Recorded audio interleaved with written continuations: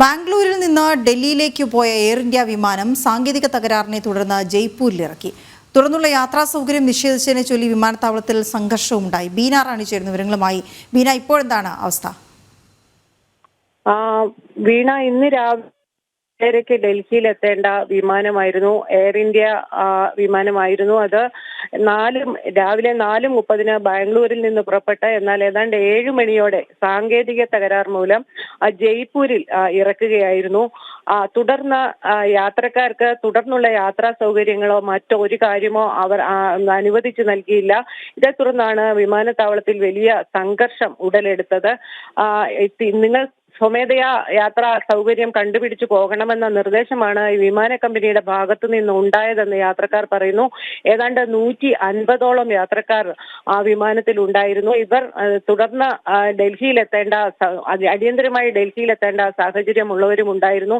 ഇവരോടെല്ലാം bus മാർഗമോ മറ്റേതെങ്കിലും യാത്രാ സൗകര്യമോ ഉപയോഗിച്ച് യാത്ര തിരിക്കാനാണ് വിമാന കമ്പനി ആവശ്യപ്പെട്ടിരുന്നത്. ഇതേ തുടർന്ന് വലിയ സംഘർഷം തന്നെ വിമാനത്താവളത്തിൽ ഉണ്ടായി. യാത്രക്കാരും വിമാന കമ്പനി ഉദ്യോഗസ്ഥരും തർക്കം ഉടലെടുക്കുകയും ചെയ്തു. തുടർന്ന് ഏതാനും പേർ സ്വമേധയാ ബസ്സുകളിൽ യാത്ര തിരിക്കുകയും ചെയ്തു. ഇത്തരത്തിൽ എയർ ഇന്ത്യയുടെ ഭാഗത്തു നിന്ന് നേരത്തെയും യാത്രക്കാരോട് ഇതേ സമീപനം ഉണ്ടായതായി പരാതി പലപ്പോഴായി ഉണ്ടായിട്ടുണ്ട്. അതിനെല്ലാം തുടർന്നാണ് ഇന്ന് രാവിലെയും ഇത്തരത്തിലൊരു സംഭവം ഉണ്ടായത്.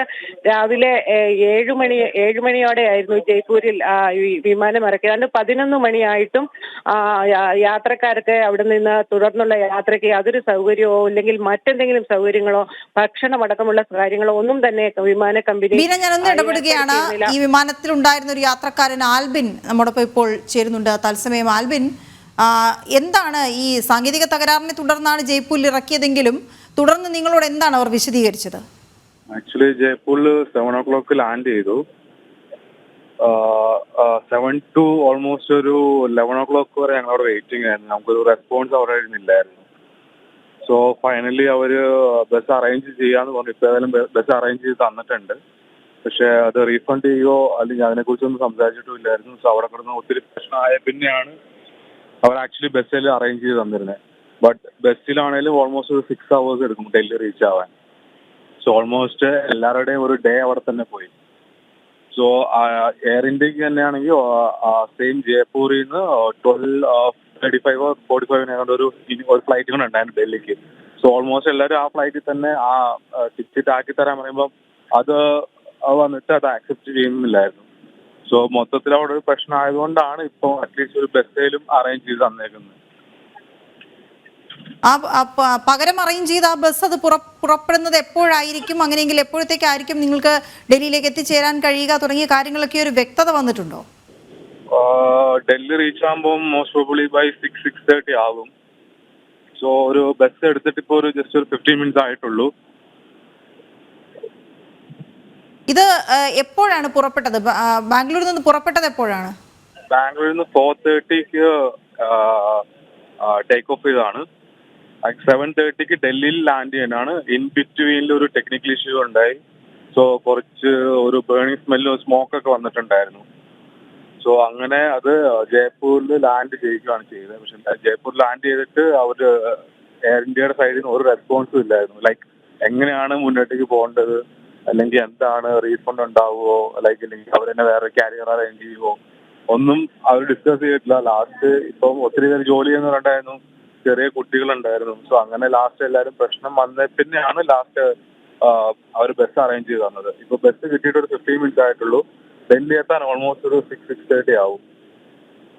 കുറച്ചു പേരൊക്കെ സ്വമേധയാ മറ്റ് വാഹന യാത്രാ സൗകര്യങ്ങളൊക്കെ ഉപയോഗിച്ച് ഡൽഹിയിലേക്ക് പുറപ്പെട്ടു എന്നും അറിയാൻ കഴിഞ്ഞിരുന്നു. അതെല്ലാം ഈ ഒരു പ്രശ്നം ഉണ്ടാക്കിയതിന് ശേഷമായിരുന്നു. അതെ അതെ, ചിലവര് അവിടുന്ന് തന്നെ ടാക്സി വിളിച്ച് പോകുന്നവരുണ്ട്, ചിലവർക്ക് ജോലിക്ക് പോകാനുള്ളവരുണ്ട്. സോ ചിലർ അവിടെ നിന്ന് ടാക്സി വിളിച്ച് പോയവരുമുണ്ട്. അതുപോലെ ഇപ്പോഴും എനിക്ക് തോന്നുന്ന കുറച്ച് പേർ അവിടെ വെയിറ്റിംഗ് ആണെന്ന് തോന്നുന്നു. ലൈക്ക് റീഫണ്ടിന് വേണ്ടി അങ്ങനെയുള്ള കാര്യങ്ങൾക്ക് വേണ്ടി. എനിക്കത്ര ഷുവറായില്ല. എനിക്ക് ബസ് വന്നപ്പോൾ ഞാൻ അതിനകത്ത് കയറി പോയത്. ഞാൻ അതിലേക്ക് വരികയായിരുന്നു. പലരും തിരക്ക് കൊണ്ട് പെട്ടെന്ന് അവിടെ നിന്ന് ഏറ്റവും അടിയന്തരമായി കിട്ടിയ യാത്രാ സൗകര്യം ഉപയോഗപ്പെടുത്തിയിരിക്കാം. പക്ഷേ ഈ റീഫണ്ട് പോലെയുള്ള കാര്യങ്ങളെക്കുറിച്ച് എയർ ഇന്ത്യ എന്തെങ്കിലും ഒരു വിശദീകരണം നിങ്ങളെ പിന്നീട് കോൺടാക്ട് ചെയ്യാമെന്നോ അങ്ങനെ പോലും പറഞ്ഞിട്ടുണ്ടോ? അങ്ങനത്തെ ഒരു ഡീറ്റെയിൽസും തന്നിട്ടില്ല. ആക്ച്വലി ഞാൻ ഓൾമോസ്റ്റ് ഒരു 7,000 ചേഞ്ച് ടിക്കറ്റ് പ്രൈസ് ആണ് ബുക്ക് ചെയ്തേക്കുന്നത്.